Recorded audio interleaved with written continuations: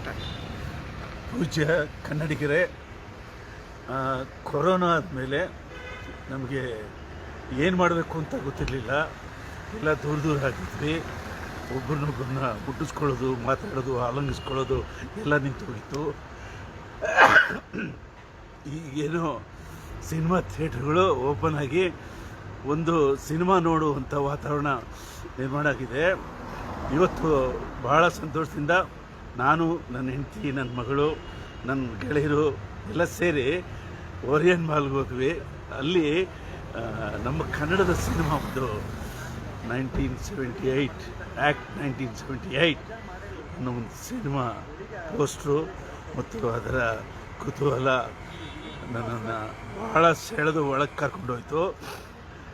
ಎಲ್ಲರೂ ಭಾಳ ಸಂತೋಷದಿಂದ ಚಿತ್ರಮಂದಿರದೊಳಗೆ ಹೋದ್ವಿ. ತುಂಬ ದಿವಸ ಆಗಿತ್ತು. ಎಲ್ಲ ಒಟ್ಟಿಗೆ ಥಿಯೇಟ್ರಲ್ಲಿ ಸಿನಿಮಾ ನೋಡಿ. ಏನು ಸಿನಿಮಾ ರೀ ಅದು? ಅದನ್ನೇನು ಟೀಕೆ ಮಾಡೋಕ್ಕಾಗುತ್ತಾ? ಆ ಸಿನಿಮಾನ ಒಂದು ಅದ್ಭುತವಾದ ಕಥೆಯುಳ್ಳ ಕನ್ನಡದ ಮೊದಲ ಸಿನಿಮಾ ಕೊರೋನಾಗೆ ಸ್ವಾಗತ ಕೊಡ್ತಾ ಇದೆ. ಏನಂದರೆ, ನೀನು ಹೋಗು, ನಾವು ಬರ್ತೀವಿ ಅಂತ ಇದೆ. ಅದ್ಭುತವಾದ ಸಿನಿಮಾ ಮಾಡಿದ್ದಾರೆ. ಅದರ ಡೈರೆಕ್ಟ್ರು ಮನ್ಸೂರಿ ಅಂತ. ನನಗೆ ಗೊತ್ತಿಲ್ಲ ಅವ್ರು ಯಾರು ಅಂತ.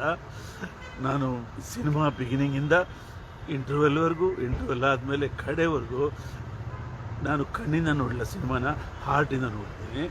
ಏನು ಥೀಮ್ ರೀ ಅದು? ಅದ್ಭುತವಾದ ಥೀಮು. ಏನು ಸ್ಕ್ರೀನ್ ಪ್ಲೇ ರೀ ಅದು? ಅದ್ಭುತವಾದ ಸ್ಕ್ರೀನ್ ಪ್ಲೇ. ಅವರ ಲಿಮಿಟೆಡ್ ಬಡ್ಜೆಟ್ನಲ್ಲಿ ಅದನ್ನು ಕಮರ್ಷಿಯಲ್ ಟೆನ್ಷನ್ ಎಲ್ಲ ಕೊಡದೆ ಸುಮ್ಮನೆ ಹೇಳ್ಕೊಂಡೋಗಿದ್ದಾರೆ ಕತೆ. ಅದ್ಭುತವಾದ ಚಿತ್ರ. ಇವತ್ತು ಆ ಸಿನಿಮಾ ನೋಡ್ತಿದ್ದವರೆಲ್ಲ ನಾವೆಲ್ಲ ಒಂದು ರೀತಿಯಲ್ಲಿ ಆ ಸಿಸ್ಟಮ್ನಲ್ಲಿ ಒದ್ದಾಡ್ತಾ ಇರ್ತಕ್ಕಂಥ ಈ ಲಂಚದ ಪ್ರಭಾವದಲ್ಲಿ ನಾವೆಲ್ಲ ಸಿಕ್ಕಾಕೊಂಡಿದ್ದೀವಿ ಅಂತ ಅನ್ನಿಸ್ತು ನನಗೆ. ನಾವು ಯಾರೂ ಅದರಿಂದ ತಪ್ಪಿಸ್ಕೊಂಡಿಲ್ಲ ಅಂತ ಅನಿಸುತ್ತೆ ನನಗೆ. ಮುಖಕ್ಕೆ ರಾಸಿದಂಗೆ ಆಯಿತು ಆ ಕತೆ ಕೇಳಿ, ಆ ವಿಷಯ ನೋಡಿ.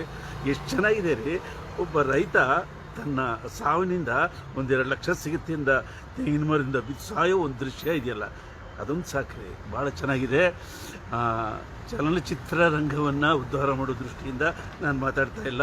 ಇದು ಕನ್ನಡದ ಗೌರವವನ್ನು ಹೆಚ್ಚಿಸಿರುವ ಸಿನಿಮಾ ಇದು. ಇದನ್ನು ದಯವಿಟ್ಟು ನಿಮ್ಮ ಮನೆ ಮಂದಿ ಎಲ್ಲ ಸಿನಿಮಾ ನೋಡ್ರಿ. ನಾನು ಪ್ರಚಾರಕ್ಕೂ ಕೂಡ ಈ ಮಾತುಗಳು ಹೇಳ್ತಾ ಇಲ್ಲ, ಭಾಳ ಖುಷಿಯಾಗಿ ಹೇಳ್ತಾ ಇದ್ದೀನಿ. ಈ ಸಿನಿಮಾದಲ್ಲಿ ಒಂದು ಕಡೆಯಲ್ಲಿ ಒಂದು ಮಾತಿದೆ. ಆ ನಿರ್ದೇಶಕ ಅದನ್ನು ಯಾಕೆ ಹೇಳ್ದ ಅಂತ ಗೊತ್ತಿಲ್ಲ ನನಗೆ ಏನು ಅನ್ನಿಸ್ತು ಅಂದರೆ, ಆ ಮಾತು ಅಂಜಲಿ ಅನ್ನುವ ಒಂದು ಹೆಸರು.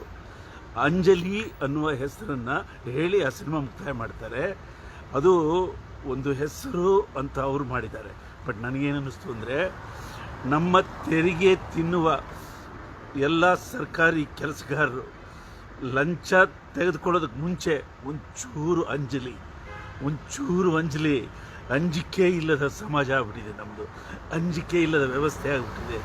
ಈ ಅಂಜಿಕೆ ಇಲ್ಲದ ವ್ಯವಸ್ಥೆ ಸ್ವಲ್ಪ ಸುಧಾರಿಸೋಕ್ಕೆ ಅವರು ಆತ್ಮಸಾಕ್ಷಿಯಿಂದ ಒಂದು ಚೂರು ತಪ್ಪು ಮಾಡೋಕ್ಕೆ ಮುಂಚೆ ಅಂಜಲಿ. ದಯವಿಟ್ಟು ಈ ಸಿನಿಮಾವನ್ನು ಗೆಲ್ಲಿಸಿ.